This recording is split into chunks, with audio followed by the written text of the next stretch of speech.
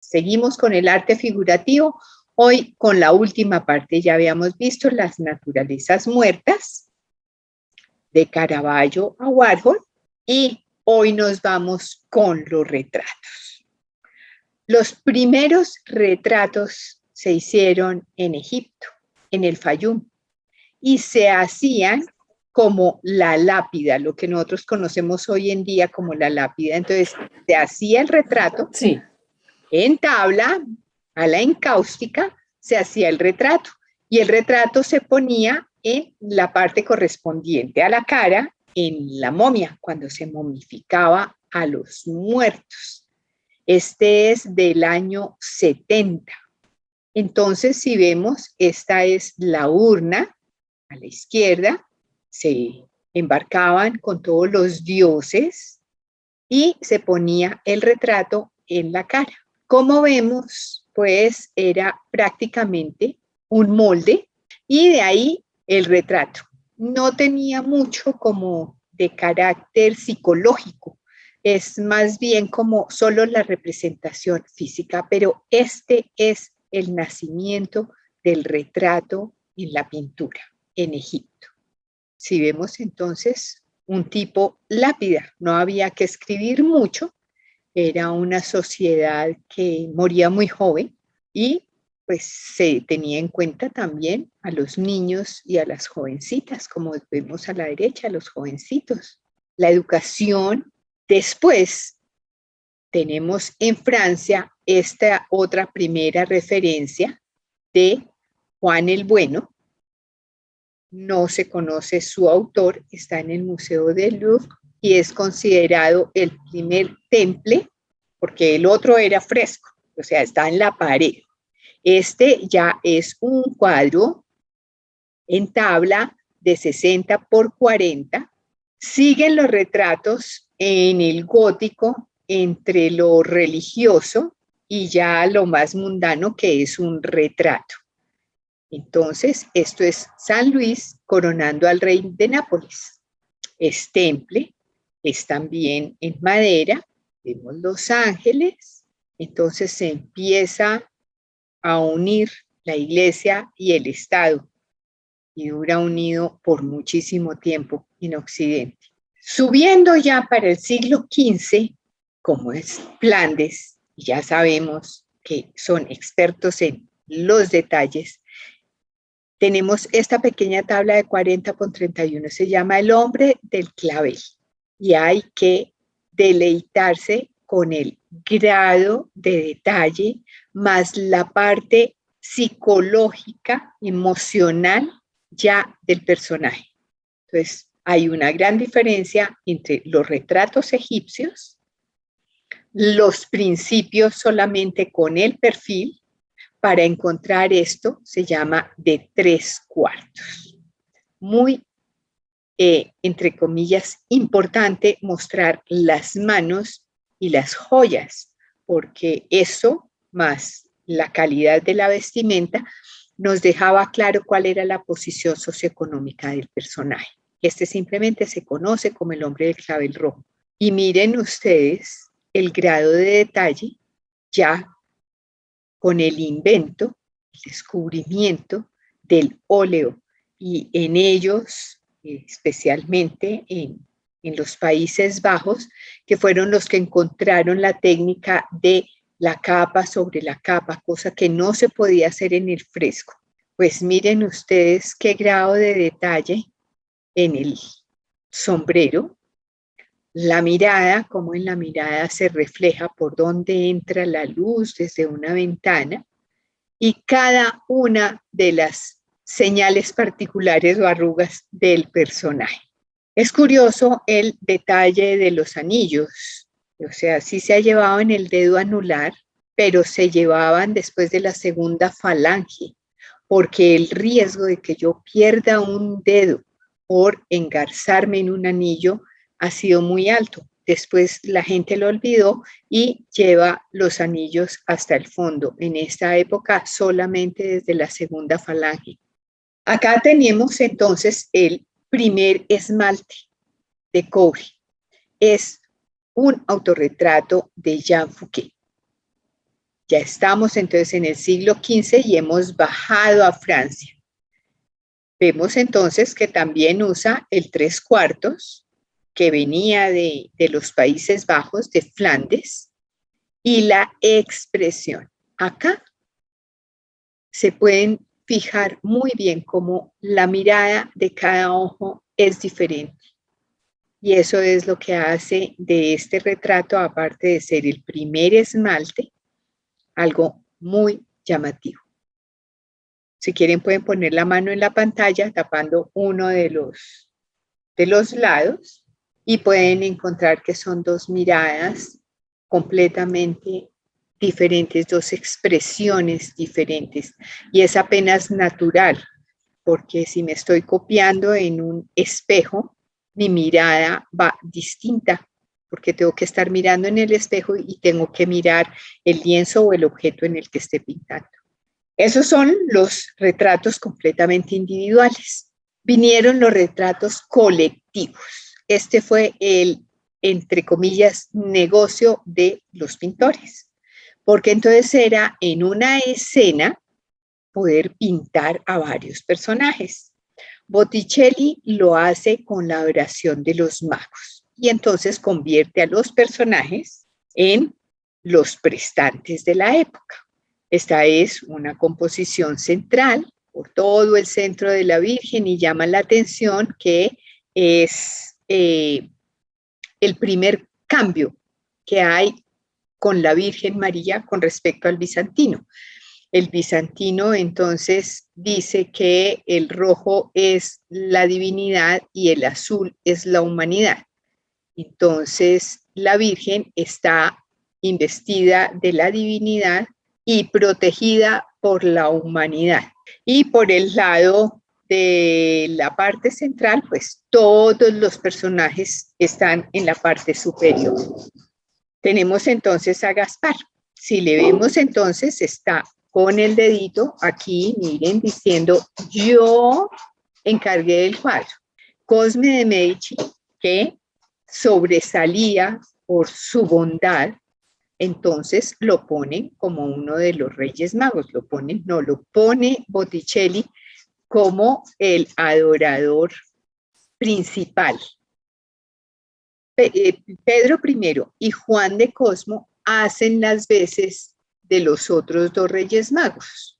Y el autorretrato de Botticelli lo tenemos aquí en la parte derecha. Está entonces el retrato de cuerpo entero de todos los personajes prestantes de la Florencia de Botticelli. Pasamos y no, era imposible sacar a Leonardo por esta historia del retrato con la dama del Armiño. Entonces es una tabla, Leonardo pintaba una base al temple y encima le ponía óleo.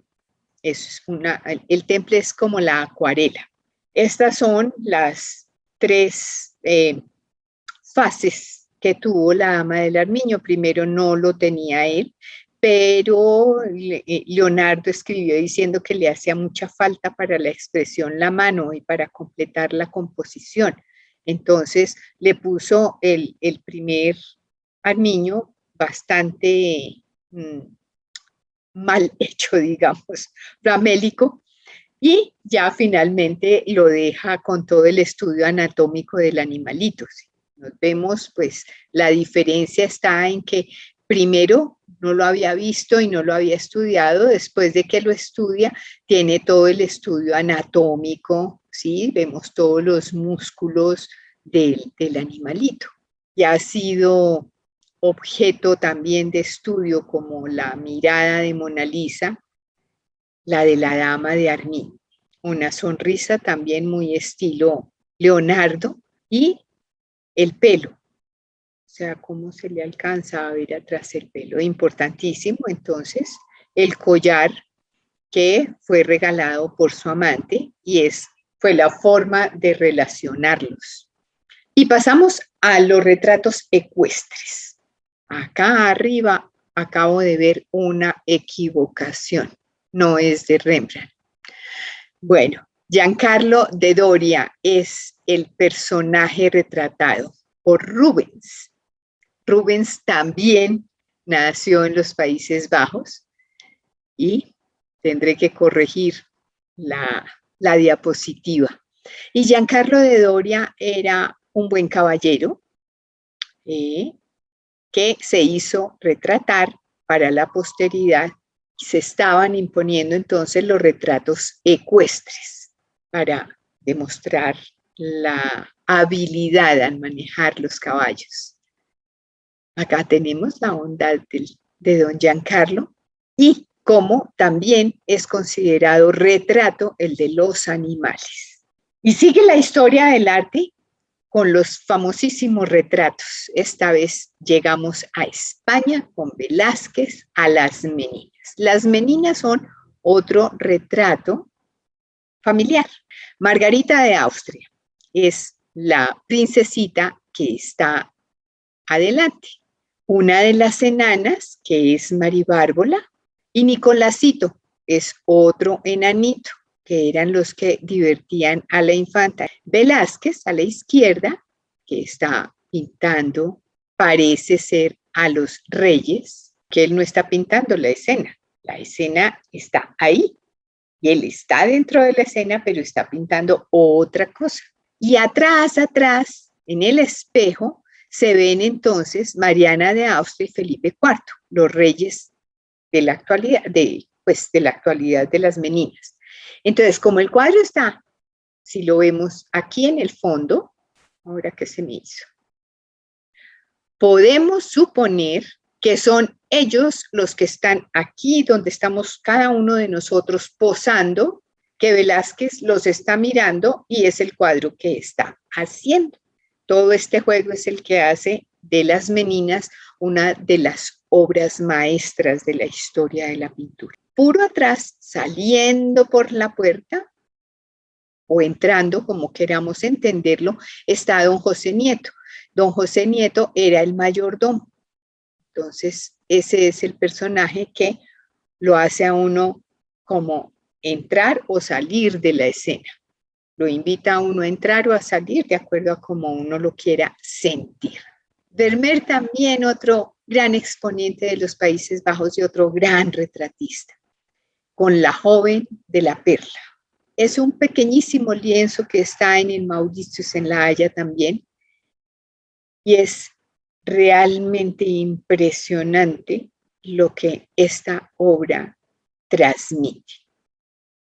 La historia para el momento, pues no se sabe qué tanto hay de fantasía, pero al mirar la obra uno se puede hacer la idea.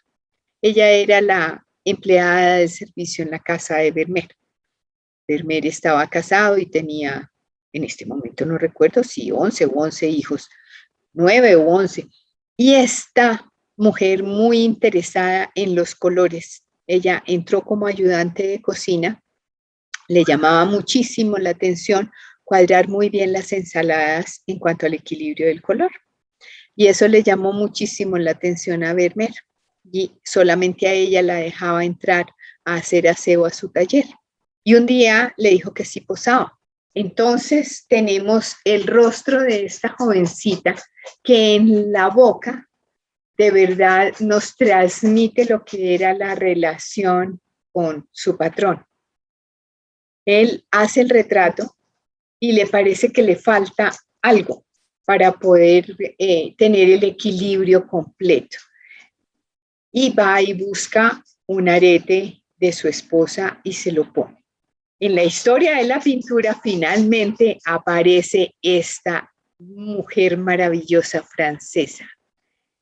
Guillermina la llamamos en castellano. Es la primera que pinta a una mujer negra. Eso habla de la libertad, de la generosidad y amplitud que puede tener el corazón, el ojo y la mente de una mujer. Acá tenemos entonces el retrato de Madeleine. Madeleine, una empleada también doméstica. Ya habiendo traído a la negra, digamos, a la historia de la pintura, aparece Manet. Manet es el precursor de los impresionistas. el que lleva una cantidad de cosas que estaban, entre comillas, prohibidas por la academia, las pone de manifiesto. Este cuadro se llama Olimpia. Es un enorme lienzo de 90 por 1,30, está en el Museo d'Orsay, y vamos a ver los retratos. Ella es Susana. Susana era una reconocida prostituta francesa y digamos que el primer atrevimiento de Manet es retratarla abiertamente y ella como mira fijamente al observador, como diciendo todo el mundo lo sabe y no me importa. Vemos el satín de las sábanas, la orquídea en el pelo que la delata como prostituta, era una simbología. El ramo de flores, recibir un ramo de flores en su época nació como los buenos servicios prestados por una prostituta. Entonces, al día siguiente, el señor enviaba un ramo de flores en gratitud a los buenos oficios. Y el gato tiene un significado diferente al del perro. El perro habla de fidelidad y de lealtad en las parejas. El gato ustedes saben que no es muy fiel, el gato siempre anda por ahí dando vueltas. Modigliani estaba en Italia y lo que hacía era muchos retratos. No se los pagaban o no los vendía o siempre le decían que no se parecía, pero en realidad es otro estilo y inconfundible. Es inconfundible el estilo de Modigliani, la capacidad de verdad de retratar a pesar de no respetar como las líneas convencionales. Y no hacía los ojos, porque decía que solo hacía los ojos cuando le conocía el alma a los retratados. Y los seres humanos llevamos generalmente una máscara y conocerle el alma a otra persona no es tan sencillo y mucho menos solamente en unas cuantas poses. Frida se autorretrata multitud de veces y este es el retrato con su esposo, con don Diego Rivera. Muy curioso que ella no se pone los pinceles, se los pone a él. La diferencia entre un hombre grande físicamente y ella muy pequeñita, lo podemos ver en los pies. Y esto es lo que dice en la cinta. Aquí nos veis a mí, Frida Kahlo, junto a mi amado esposo Diego Rivera. Pinté estos retratos en la bella ciudad de San Francisco, California, para nuestro amigo Mr. Albert Bender. Y fue en el mes de abril del año 1931. De ahí, pues, otro gran retratista es Picasso. De Picasso pintó a todas sus mujeres. Escogí esta última de Jacqueline Roque, que fue su última mujer. Es un óleo ya en 1954. Pasamos a España, donde don Antonio López hace el retrato familiar de la familia de Juan Carlos I. Hay una gran diferencia entre la época de las meninas y cómo se retrata hoy en día a una familia real. Se demoró 20 años, don Antonio López, fue inmensamente censurado y podemos ver que en los 20 años, pues, el príncipe envejeció y ni hablar de todos los demás. Vamos a ver los detalles de la reina Sofía. Esto que vemos tan perfecto de lejos, pues es hecho solamente a pinceladas. El rey don Juan Carlos y el príncipe que hoy en día es el rey de España. Y no nos podíamos quedar sin Hockney. El cuadro es anterior a los dos últimos, es de 1977, pero lo he querido dejar de último por lo que Hockney todavía pinta, está vivo entre nosotros, y en especial este cuadro que es el de Mis padres y yo, es la segunda versión. En la primera versión había un autorretrato de él en el espejo, que está entre los dos padres y tenía un significado bastante tormentoso. Entonces luego hizo en el que ya había una reconciliación familiar. Está en Londres y es tal vez la muestra más actual de los retratos. Su padre murió a los 2 años de haber terminado esta obra. Su madre sí lo acompañó muchísimo más tiempo y fue su modelo en muchísimas ocasiones también. Y les he dejado aquí este collage también con la historia del retrato, desde los egipcios hasta el inglés David Hockney en nuestros días.